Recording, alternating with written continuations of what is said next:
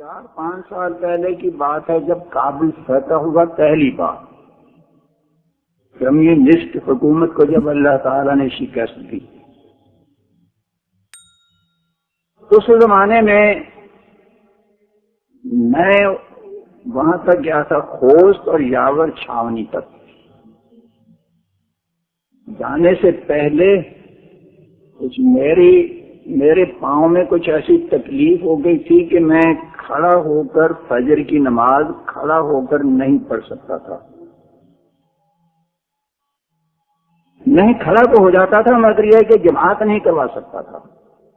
پہلے تو میں خود امامت کرتا تھا، مگر وہ کچھ پاؤں میں ایسی تکلیف ہو گئی کہ امام تو الگ سے اکیلا کھڑا ہوتا ہے تو اس میں طرح مجھے چکر سے آنے لگے، مقتدیوں کی صف میں تو دائیں بائیں دوسرے لوگ طرح ہوتے ہیں تو تھوڑا سا سہارا رہتا ہے، اور ایک ذمہ داری بھی نہیں ہوتی امامت میں، تو کوئی ذمہ داری بھی ہوتی ہے تو اس سے بھی آزادی ہو گئی۔ مگر اس سفر جہاد کی برکت سے پورے سفر میں نمازیں میں نے پڑھائی ہیں۔ اللہ تعالیٰ کا ایسا کرم ہوا کہ میں خود امامت کرتا رہا، نمازیں پڑھاتا رہا۔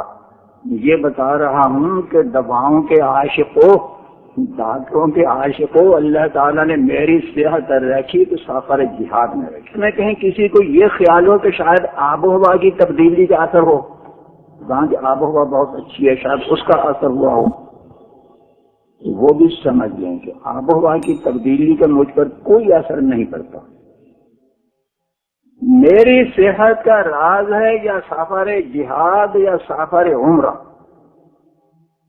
اگر آب و ہوا کی تبدیلی کا اثر ہوتا تو اس سے پہلے ایک بار ادھر سرگودا، میاں والی، جہلم وغیرہ یہاں کے لوگ جو ہیں یہ تو مضبوطی میں بہت مشہور ہیں، بڑے زبردست زبان ہوتی ہیں۔ راول پنڈی، سرگودا، میاں والی، جہلم، یہ اس علاقے کے لوگ ایسے مضبوط ہیں کہ ان کو کبھی جلاب دینا پڑے تو انسان کا جلاب کافی نہیں ہوتا، گدوں اور گھوڑوں جیسا جلاب دیتے ہیں، وہ بھی بڑی مشکل سے کامیابی ہوتی ہے۔ یہ وہاں ایک حکیم صاحب نے مجھے بتایا تھا کہ یہاں گھوڑوں والا جلاب، گدوں والا جلاب دیتے ہیں، وہ بھی بہت تیز کر کے دیتے ہیں، وہ کہیں جا کر ان کا قبض ٹوٹتا ہے۔ اس علاقے میں تقریباً 10 دن تک میرا دورہ رہا،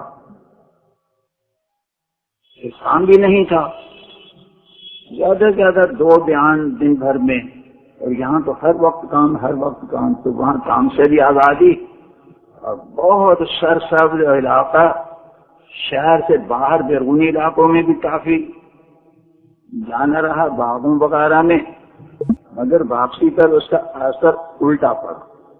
صحت ٹھیک ہونے کی بجائے ایسا اثر پڑا کہ پھر میں کھڑا نہیں ہو سکتا تھا فجر کی نماز میں۔ تو میں کیا کرتا تھا کہ برآمدے میں مصلی بچھوا کر، ساتھ برآمدے میں امام صاحب نماز شروع کرتے، میں وہاں چلتا پھرتا رہتا، کھڑا ہونا مشکل تھا، چلنے میں بھاگنے میں کوئی تکلیف نہیں ہوتی تھی، جم کر کھڑے ہونے میں تکلیف ہوتی تھی۔ میں ادھر چلتا رہتا، جب امام صاحب رکوع میں جاتے تو میں وہاں نیت باندھ لیتا، دوسرے رکعت تو مختصر ہوتی ہے۔ ایسے کئی مہینے میں نے ایسے نماز پڑھی ہے، تو آب و ہوا کا اثر تو الٹا رہا، اتنی زبردست آب و ہوا، مگر اس نے تو بالکل مسجد کی حاضری سے بھی محروم کر دیا تھا فجر کی نماز میں۔ ان دنوں میں دارالعلوم سے ایک مولوی صاحب بار بار فون پر پوچھتے تھے کہ اب مزاج کیسے ہیں، طبیعت کیسی ہے۔ مجھے ذرا سی اس پر ناگواری بھی ہوتی، کہہ رہے پوچھا تو اس سے جاتا ہے کہ جس کی صحت کی کوئی امید بھی ہو، اتنی بڑی عمر میں ایسی کمزوری، تو اس کے ظاہر ہونے کی کیا امید ہے؟ وہ تو یہ تو اب رہے گی، خیال یہ تھا کہ یہ رہے گی، یہ ختم نہیں ہو سکتی۔ کئی مہینے ایسے ہی چلے۔ اس کے بعد سفر عمرہ ہوا تو جدہ پہنچتے ہی فوراً ایسے کہ گویا کوئی بیماری ہے ہی نہیں، کبھی ہوئی ہی نہیں، اسی طریقے سے کھڑے ہو کر لمبی لمبی رکعتیں۔ حرمین شریفین میں تو جمعہ کے دن فجر کی نماز میں کیا پڑھتے ہیں؟ پہلے رکعت میں سورہ الف لام میم سجدہ، دوسرے میں سورہ طه، کچھ بھی محسوس نہیں ہوتا تھا، اتنی لمبی قرات۔ واپسی پر کئی سال تو معاملہ پھر ٹھیک رہا، یہ سفر عمرہ کی برکت ہو گئی. جدہ اترتے ہی جہاز سے فوراً دل نے یہ شہادت دی کہ اب تو بالکل ٹھیک ہے. پھر یہاں وہی قصہ شروع ہو گیا. پھر ادھر پر ہم لے چلو، کئی مہینے پھر رہا. اس کے بعد پھر سفر افغانستان، قندھار اور ہرات. جیسے قندھار پہنچے تو وہاں میں نے کیا معاملہ کیا کہ سب میں ایک جانب ویسے ہی بغیر نیت باندھے ویسے ہی بیٹھ جاتا تھا.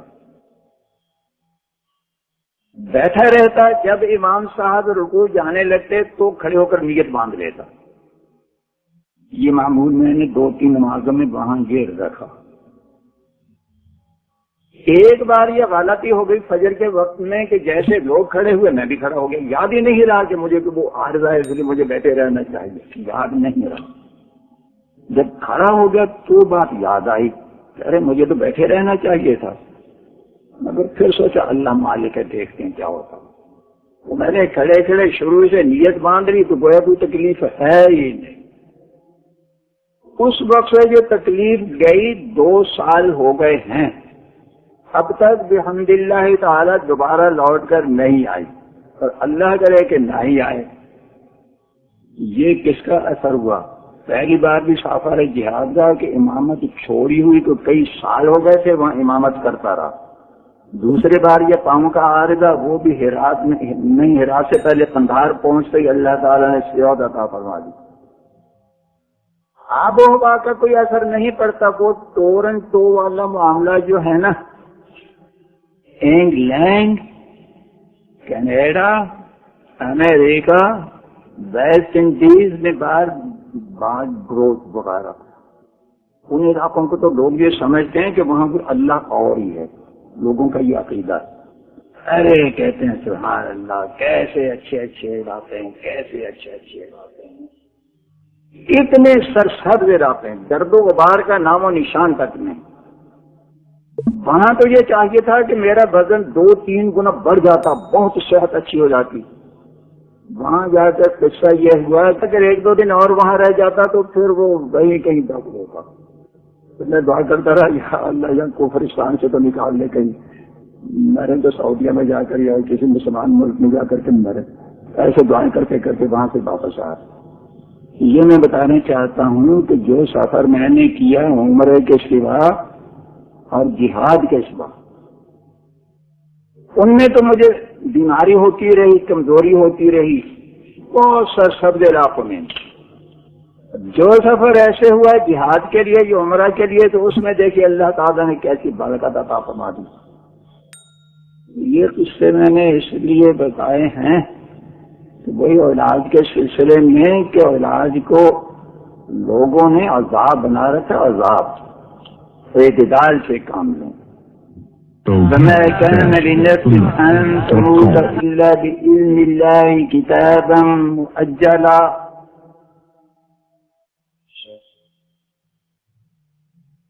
کسی نفس کو یہ نہیں ہو سکتا کہ وہ اللہ کے اذن کے بغیر مر جائے. اللہ نے وقت مقرر کر دیا ہے. وقت مقرر سے نہ پہلے نہ پیچھے ایک لمحہ نہیں ہو سکتا. جب وہ وقت آئے گا جب ہی مریں گے، آگے پیچھے نہیں مریں گے. اللہ تعالی نے یہ اعلان سنانے کے بعد آگے جہاد کا حکم دیا. ارے جہاد سے جانیں بچا کر، گردنیں چھڑا کر، تورن تو بستر اٹھا کر تورن تو پہنچنے والوں، جب بھی تورن تو کا ذکر آتا ہے نا تو مجھے اپنا وہ شعر بھی یاد آ جاتا ہے. وہاں ایک افغانی وہاں میرا تھا نا، وہ افغانی جہاد چھوڑ کر تورن تو میں تبلیغ میں گیا ہوا تورن تو میں نے اس کو یہ کہا کہ بستر اٹھانا، ٹورنٹو پہنچنا، گردن بچانے کے ہیں یہ بہانے. ارے تجھے شرم نہیں آتی؟ وہ جہاد کی زمین چھوڑ کر ٹورنٹو میں تبلیغ وہ ادھر نہیں کر سکتا تھا کہیں قریب میں اتنی دور. پھر وہ ایسے باہر روڈ پر کھڑے ہوئے میں ان کو سمجھا رہا تھا کہ ارے تو چھوڑ کر وہاں سے بھاگا ٹورنٹو گردن بچانے کے لیے. تو ایک شعر بھی میں نے پھر اور جوش سے پڑھ دیا. جھپٹنا پلٹنا پلٹ کر جھپٹنا، لہو گرم رکھنے کے ہیں یہ پاؤں. جیسے میں نے پڑھا اس کی تو آنکھیں لوٹ پوٹ ہو گئی, 2-3 قدم پیچھے تو ایسے ہو گیا. وہ غنیمت ہے گرا نہیں, گرتا تو روڈ پر کہیں سر لگتا تو ویسے ہی سر پھٹ جاتا مر جاتا. یہ ہے ٹورنٹو.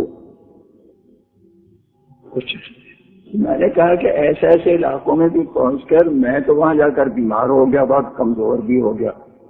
صحت ہوتی ہے تو جہاد کے سفر سے یا عمرے کے سفر سے.